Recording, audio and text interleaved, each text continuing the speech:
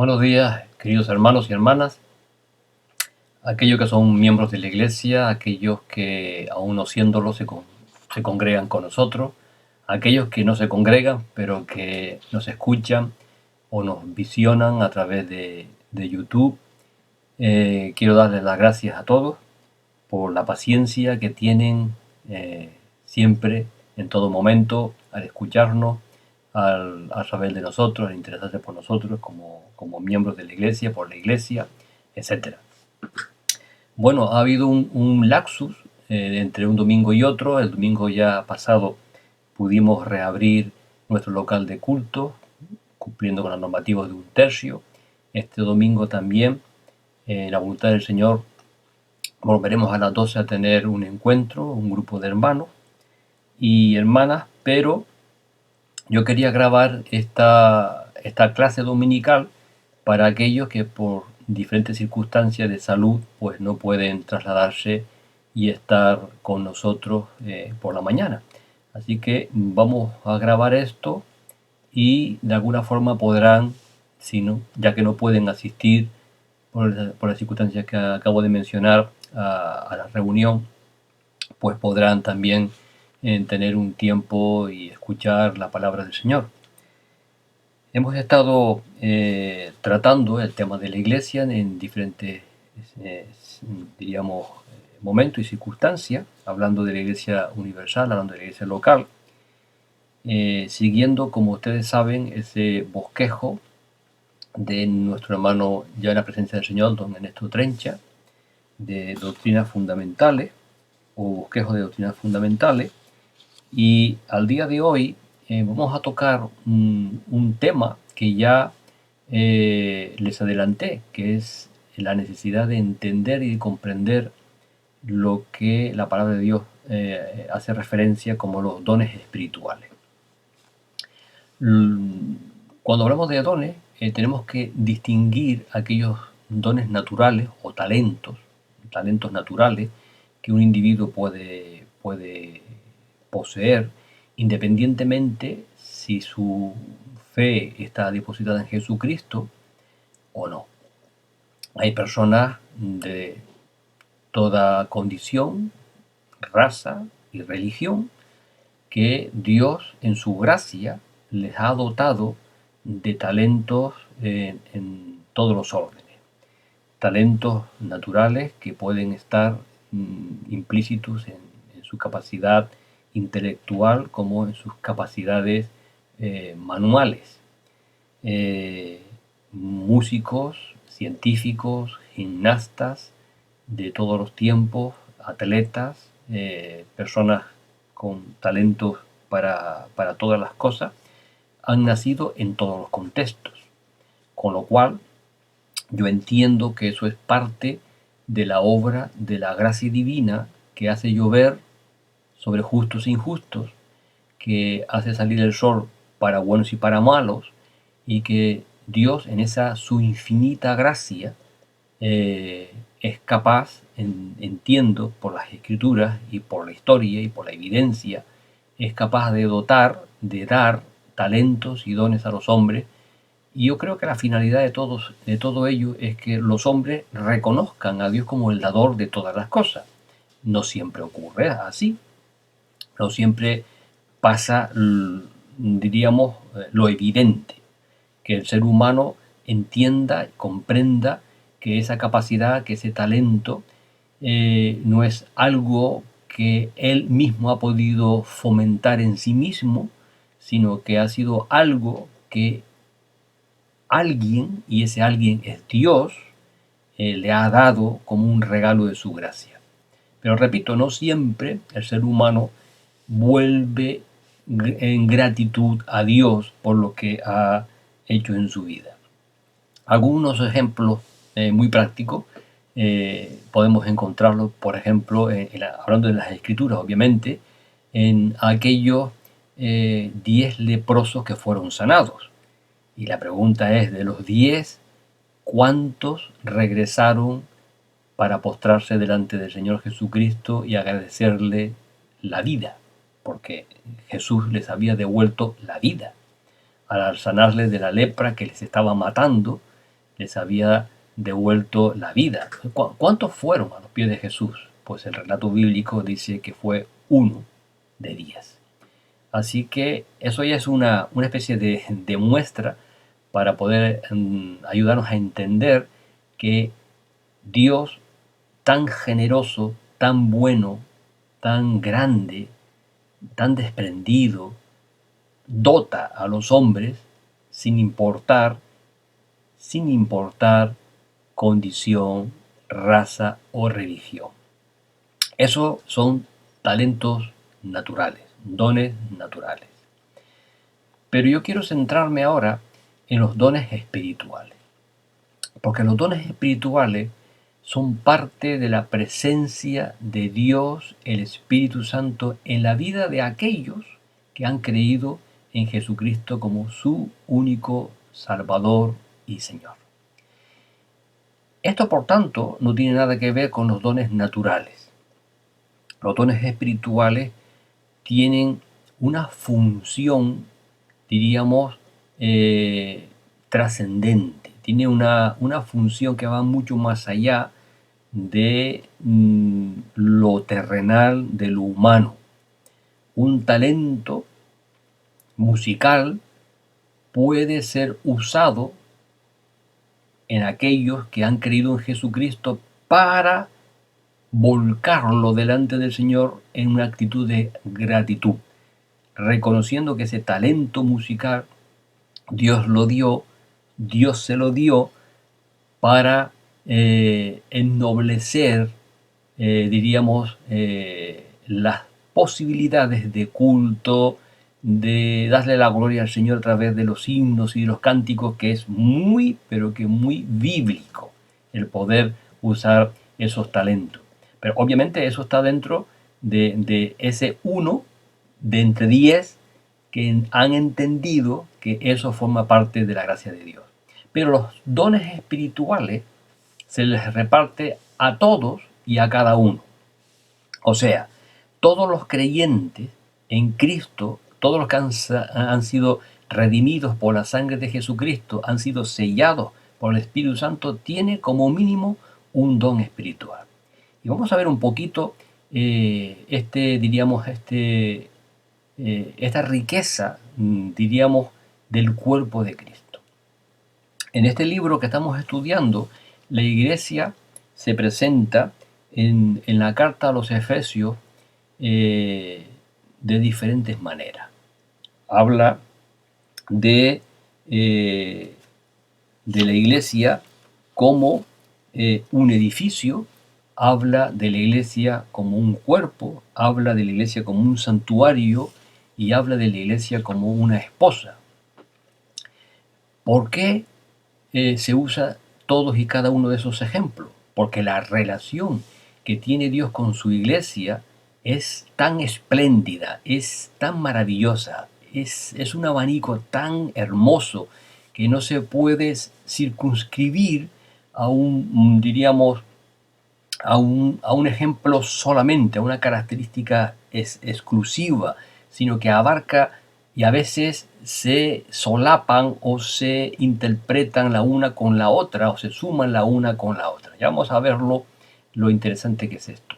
Bien, habla por tanto el apóstol San Pablo en los Efesios, en la carta a los Efesios, de la Iglesia de Cristo como edificio.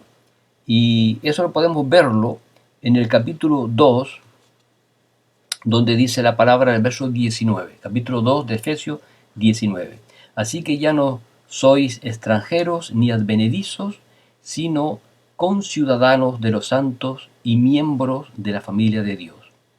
Edificados, dice el versículo 20, edificados sobre el fundamento de los apóstoles y profetas, siendo la principal piedra del ángulo Jesucristo mismo. Así que comienza el apóstol San Pablo en este asunto de lo que es el cuerpo, hablando de la iglesia como edificio, dice que somos edificados, edificados sobre la piedra, y esa piedra angular es la persona misma de nuestro Señor Jesucristo, y sobre un cimiento que ha sido establecido.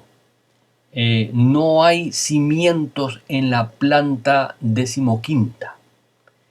El cimiento del edificio, independientemente de las plantas, de los pisos que tenga, es uno. No hay diferentes cimientos. Y los cimientos ya han sido colocados. Y esos cimientos que han sido colocados es lo que entendemos y conocemos como la fe una vez dada a la iglesia. La fe una vez dada que aboga el autor Judas en su epístola. Esa fe una vez dada a los santos es ese compendio de doctrina, de enseñanza apostólica y profética. Eso es lo que ha conformado la base, el cimiento sobre el cual se construye y se edifica la iglesia de Jesucristo. Por lo tanto, nuevas doctrinas apostólicas, eso supondría rehacer un cimiento a la altura que llevamos en el siglo XXI. Y eso obviamente no tiene nada que no encaja con la declaración de las Escrituras. Las Escrituras declaran abiertamente, enfáticamente, que el edificio está siendo construido sobre el fundamento una vez puesto. Y sobre ese fundamento debemos de estar seguros. Y sobre ese fundamento debemos de conocerlo perfectamente. Y ahora, crecer. Y cada uno, dice San Pablo, mire cómo sobreedifica. Cada uno mire cómo va aportando su tiempo, sus dones, sus talentos y todo lo que el Señor da y le ha dado en esa edificación. Bien, aquí en esta parte del Efesio se conjugan esas dos figuras que antes mencioné. Edificio y templo. Dice la palabra edificado sobre el fundamento y vuelve a mencionar el verso 21, en quien todo el edificio bien coordinado va creciendo para ser un templo santo. Y aquí hay otra figura interesantísima. El edificio, el cuerpo de Cristo, la iglesia de Cristo, no es un edificio cualquiera. Es un edificio que aquí Pablo llama templo santo. Y que estas palabras pues nos tienen que de alguna forma llevar a otro pasaje. El pasaje de 1 de Timoteo capítulo 3, verso 14 al 16. 1 de Timoteo 3, 14 al 16. ¿Por qué? Porque aquí Pablo en Efesios habla de un edificio que va creciendo bien coordinado. Después vamos a intentar entender qué significa esto de bien coordinado para ser un templo santo. Y Pablo en Timoteo dice que ese templo santo es la casa de Dios. Y que ese templo santo, que es la casa de Dios, es la iglesia de Cristo. Dice el verso 14 de 1 Timoteo capítulo 3. Esto te escribo, aunque tengo la esperanza de ir pronto a verte, para que si tardo, sepas cómo debes conducirte en la casa de Dios, que es la iglesia del Dios viviente, que es aquellos que han sido llamados fuera, la eclesia del Dios viviente, que es los llamados, los convocados fuera para estar presentes en el Dios viviente. Esta es, dice San Pablo a Timoteo, la casa de Dios. Ese edificio que se está construyendo bien coordinado para ser templo, para llegar a ser el templo, la casa de Dios que es. Y además, dice San Pablo en Timoteo, además de ser la casa de Dios, la iglesia del Dios viviente, es columna y baluarte de la verdad. Columna es lo que sostiene y baluarte es lo que protege. La columna es un elemento arquitectónico que no tenemos por qué explicarla mucho. Todos sabemos lo que significa una columna. Desde tiempos ancestrales el ser humano ha necesitado algo que sostenga los techos o que sostenga las diferentes estancias. Y a eso se le denomina una columna. Los materiales para hacer las columnas han sido diversos, desde troncos, desde bambú, desde piedra, o adobe, o ladrillos, etc. O sea, el todo es un elemento arquitectónico capaz de, en una verticalidad, en un plomo, digamos, en una construcción plomada o aplomada, mejor que plomada, aplomada, sostenga el peso de un techo o de una instancia superior. Y dice el apóstol San Pablo en este texto que la iglesia es columna, no de cualquier cosa.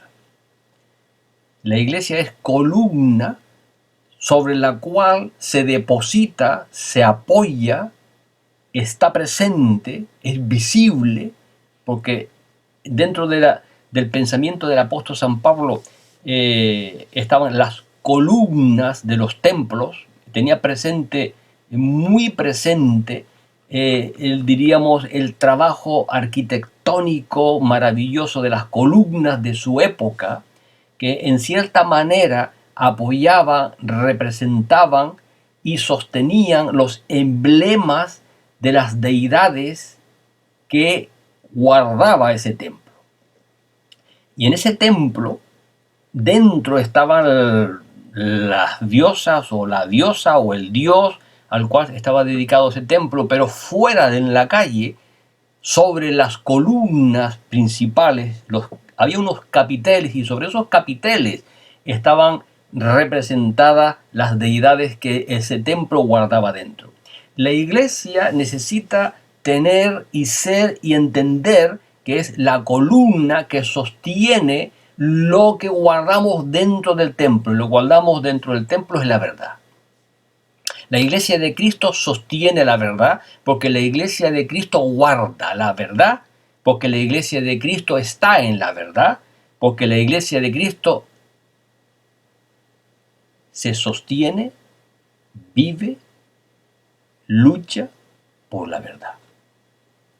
Y la verdad no es lo que la iglesia dice. La verdad es Jesucristo. La verdad no es lo que la iglesia X cree. La verdad es la palabra. Y la iglesia debe de ser consciente que no se trata de su verdad, se trata de la verdad, y esa verdad es Jesucristo. Jesucristo dijo: yo soy el camino, la verdad y la vida, y el mismo que dijo eso dice: tu palabra es verdad. Por lo tanto, la iglesia ha de ser columna de la verdad. Cristo, el Logos, la palabra. La iglesia debe de vivir conforme a la verdad. La iglesia debe de sostener la verdad. La iglesia debe de estar presente en la verdad. Todas sus actuaciones han de ser coherentes con la verdad. Porque si no, no vale de nada ser columna. ¿Columna de qué? ¿De qué verdad? ¿Es la verdad, que es la palabra, que es Cristo, o es otra verdad? ¿O un compendio de creencias que nos han hecho llegar? ¿Qué es lo que estamos defendiendo?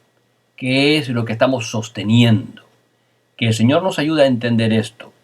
Que lo que sostengamos, que lo que defendamos, no sean principios doctrinales de X denominación, que no sean características propias de un grupo religioso en concreto, de una línea de doctrina que ha llegado a nosotros, sino que todo tenga sus raíces y todo se sostenga cuando se pasa por el tamiz de la palabra.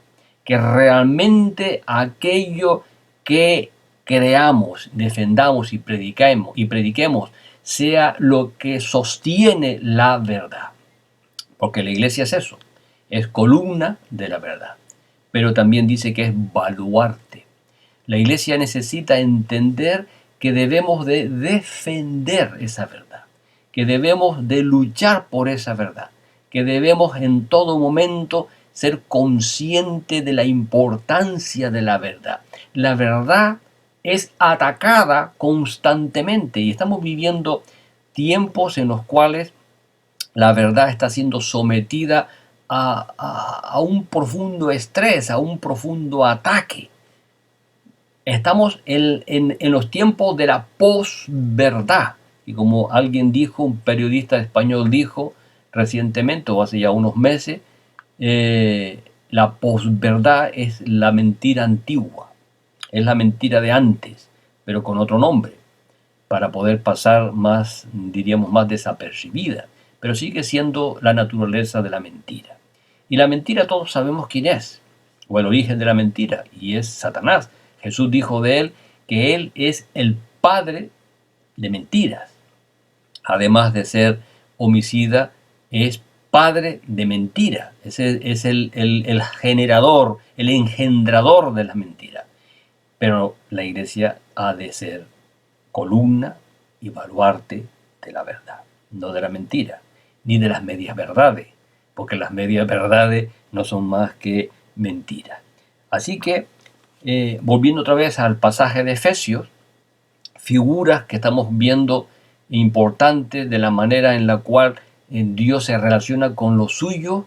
Hemos visto, ¿verdad?, edificio, hemos visto que ese edificio es un templo, pero en el verso 23 del capítulo 1 se nos habla de cuerpo. Y sometió, verso 22, las cosas bajo sus pies, todas las cosas, perdón, bajo sus pies, y lo dio por cabeza sobre todas las cosas a la iglesia, la cual es su cuerpo, la plenitud de aquel que todo lo llena en todo. Ese su cuerpo es un solo cuerpo. Eso tenemos que tenerlo muy presente. Versículo 16 del capítulo 2. Y mediante la cruz reconciliar con Dios a ambos en un solo cuerpo. No nos olvidemos de esa realidad. Capítulo 4, versículo 12. Dice, a fin de perfeccionar, y ahora iremos a eso que acaba de mencionar el apóstol San Pablo, a fin de perfeccionar a los santos para la obra del ministerio, para la edificación del cuerpo. Verso 16, de quien todo el cuerpo, bien concertado y unido, y ahora vamos a entender el concertado y unido, en relación al cuerpo, como también en relación al edificio o templo. Ambas ideas tienen o contienen esa necesidad de la coordinación, de la unidad. Un edificio no se puede construir con las piedras separadas las unas de las otras. Las piedras han de estar bien coordinadas, bien unidas. El cuerpo es exactamente lo mismo. Un cuerpo no puede tener un brazo en Covadonga y el otro en fin. Un cuerpo debe estar unido porque si no está desmembrado y eso obviamente es un problema.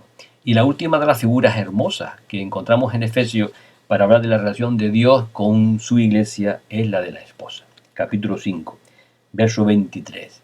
Porque el marido es cabeza de la mujer, así como Cristo es cabeza de la iglesia, la cual es su cuerpo y él es su salvador. Y continúa el pasaje en adelante hablando de esta maravillosa idea de presentar a la iglesia como la esposa del Cordero, como la esposa de Cristo, aquel que la cuida, aquel que la mima, aquel que la trata. ¿Por qué? Porque Dios en Cristo nos ama. Y como nos ama, nos cuida.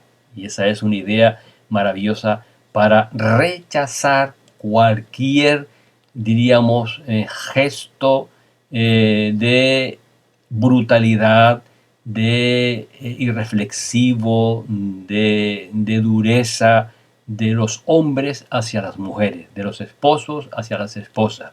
No hay cabida para el maltrato. No hay cabida para que los maridos traten mal a sus esposas. Porque según el pasaje, el que hace eso, en primer lugar, no se ama a sí mismo. En segundo lugar, se está haciendo daño a sí mismo. Así que es importante tener estos conceptos claros. No hay cabida para el maltrato dentro del marco del matrimonio. Porque Jesús, la palabra, utiliza esta figura para hablar de la relación de Cristo con su iglesia. Ahora, volviendo un poco a lo de bien concertado y unido. Dice la palabra en el capítulo 4, verso 16, de quien todo el cuerpo bien concertado y unido entre sí por todas las coyunturas que se ayudan mutuamente, según la actividad propia de cada miembro, recibe su crecimiento para ir edificándose en amor. Aquí encontramos esta idea en la cual se conjuga la construcción, la edificación, pero ya no de un edificio, sino de algo, diríamos, mucho más dinámico, como es la de un cuerpo. Bien, ahora bien, ¿cómo se construye esto? ¿Cómo se edifica? ¿Qué es lo de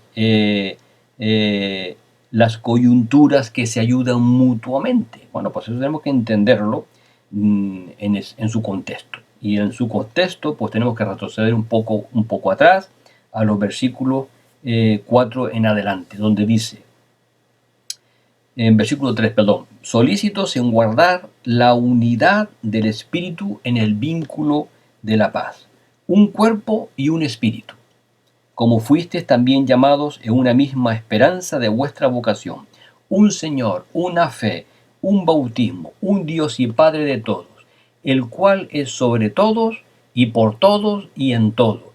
Pero a cada uno de nosotros fue dada la gracia conforme a la medida del don de Cristo. Por lo cual dice, subiendo a lo alto, llevó cautiva la cautividad y dio dones a los hombres.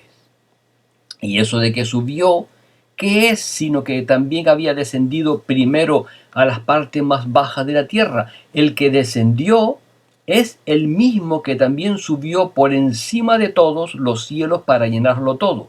Y él mismo, y aquí es donde radica ya, diríamos, el peso de la enseñanza, y él mismo constituyó a unos apóstoles, a otros profetas, a otros evangelistas, a otros pastores y maestros, a fin de perfeccionar a los santos para la obra del ministerio, para la edificación del cuerpo de Cristo. Bien, para la edificación del cuerpo de Cristo, dice Pablo, Dios dio estos dones. Pero antes de decir esto, Pablo dice, verso 7, pero a cada uno de nosotros fue dada la gracia conforme a la medida del don de Cristo. Y después vuelve a repetir y a remachar, por decirlo de alguna manera, en el verso 16, de quien todo el cuerpo bien concertado y unido entre sí por todas las coyunturas que se ayudan mutuamente según la actividad propia de cada miembro, porque a cada miembro, versículo 7, Dios le dio un don, una peculiaridad, una capacidad espiritual diferente. Ahora, el apóstol San Pablo está hablando del todo lo que es la iglesia, y al mismo tiempo está hablando de unos, entre todos. Bien, y esto es importante tenerlo presente. ¿Por qué?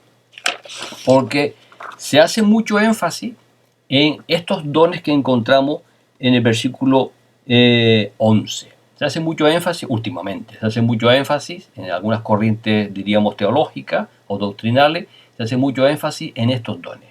Pero al analizar el contexto, vemos que eso es mucho más amplio que los dones que hay ahí mencionados, porque estamos hablando de un todo, y dentro de ese un todo, algunos, dice el versículo 11, y él mismo constituyó a unos entre todos, pero a cada uno de nosotros fue dada la gracia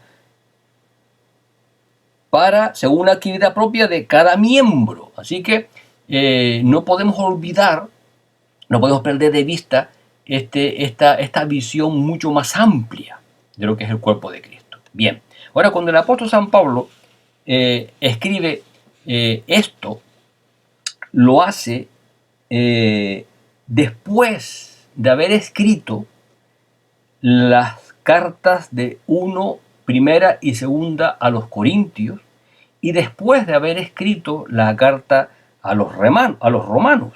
Mire, entre el año 52 al 56, Pablo escribe las cartas de primera y segunda de Corintios. Interesante, porque en primera y segunda de Corintios, o por lo menos en la primera carta a los Corintios, en el capítulo 12, versículos 8 a 10, Pablo escribe esto: porque a este es dada por el Espíritu palabra de sabiduría, a otro palabra de ciencia según el mismo Espíritu, a otro fe por el mismo Espíritu, y a otro dones de sanidades por el mismo Espíritu, a otro el hacer milagros, a otro profecía, a otro discernimiento de espíritus, a otro diversos géneros de lengua, y a otro interpretación de lengua. Así que el apóstol San Pablo en 1 Corintios, capítulo 12, versos 8 al 10, describe una serie de dones. Repito, año 52, año 56 aproximadamente. En esta misma carta, en el capítulo 12 también, versos 28 al 31, dice el apóstol: y a unos puso Dios en la iglesia primeramente apóstoles, luego profetas, lo tercero maestros, luego los que hacen milagros, después los que sanan, los que ayudan, los que administran, los que tienen don de lenguas. Y a partir del verso 29 hace una serie de preguntas retóricas, preguntas que demandan por lo menos una respuesta, diríamos, de parte del auditorio.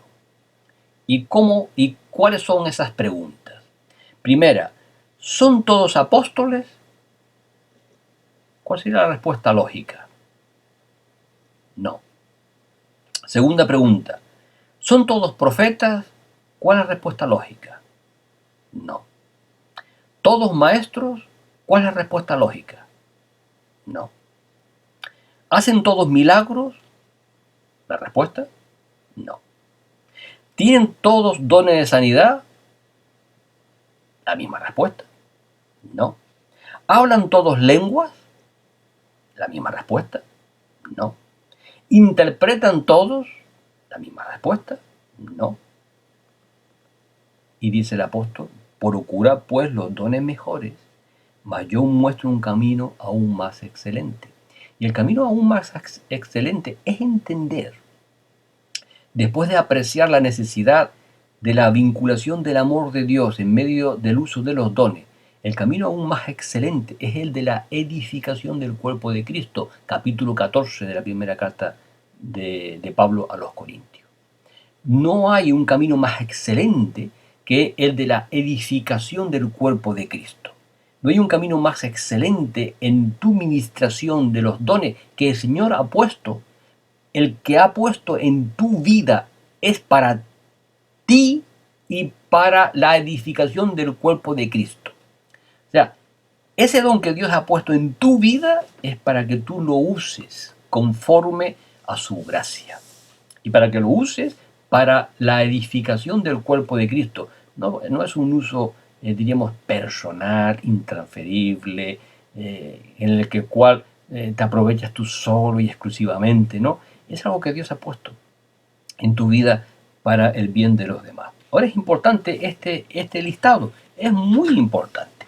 ¿Por qué? Porque el apóstol San Pablo lo que está haciendo es ir centrando, limitando, reduciendo y de alguna forma llevando a los lectores conforme el desarrollo de la iglesia va hacia adelante, va colocando las cosas que son realmente fundamentales. Bien, después de escribir primera y segunda de Corintios, entre el año 56 y el año 57, antes incluso de ser arrestado en Jerusalén y detenido en Cesarea, Pablo escribe la epístola a los romanos.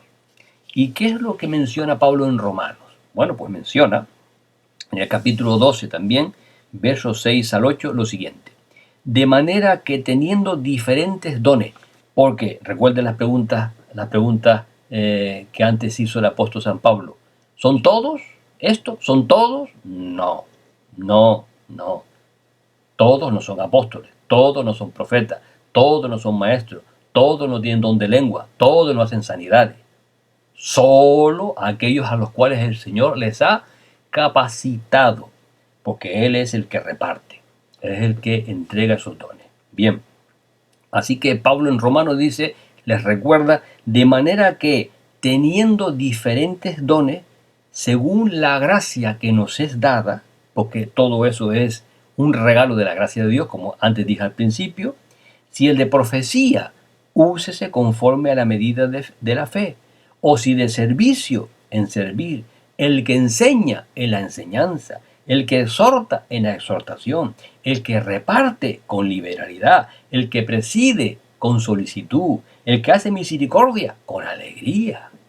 Por lo tanto, qué hermoso es esto, ¿verdad? El Señor nos ha dado dones para que el cuerpo funcione y sea capaz de cubrir todos los espacios y espectros de la necesidad, diríamos, de su función como cuerpo de Cristo.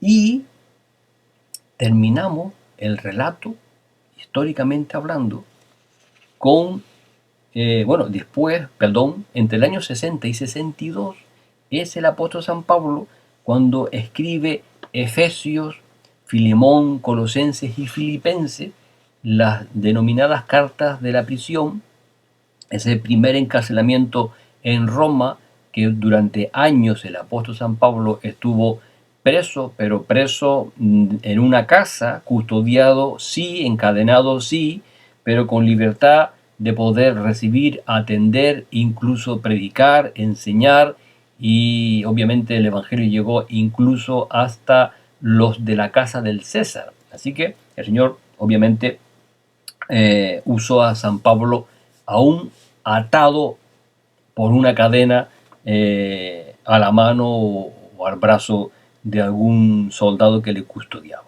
Ahí en Efesios es donde el apóstol San Pablo, años 60, 62, después de haber escrito Romanos, Corintios, Romanos, el apóstol San Pablo dice esto. Y él mismo constituyó a unos apóstoles, a otros profetas, a otros evangelistas, a otros pastores y maestros, con esa finalidad que ya hemos observado. No sé si van apreciando cómo se va, por decir de alguna manera, reduciendo, simplificando los dones, o por lo menos la mención de los dones. Los dones están ahí, los dones estaban ahí, pero en cierta manera el apóstol ya iba colocando las cosas en su debido, diríamos, orden y en su debida necesidad, diríamos, histórica, en el desarrollo de la historia de la iglesia. Bien, ¿quién es el último de los apóstoles en mencionar algo sobre los dones? Pues no es Pablo, es Pedro. Y Pedro escribe entre el año 63 al año 65 aproximadamente. El apóstol Pedro escribe su primera epístola. Y cuando el apóstol San Pedro escribe su primera epístola, dice lo siguiente. Primera de Pedro, capítulo 4, versos 10 y 11. Cada uno según el don que ha recibido. Eso es lo que estamos diciendo. Cada uno según el don que ha recibido. Ministrelo a los otros. Eso es lo que llevamos diciendo. Si has recibido algo, es para que sirvas a otros, para que sirvas al cuerpo de Cristo. ¿Cómo? Como buenos administradores de la multiforme gracia de Dios.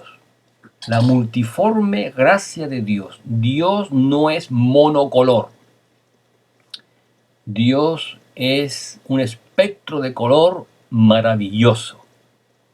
Y esa es la expresión que se utiliza aquí para hablar de la gracia, la multiforme gracia de Dios.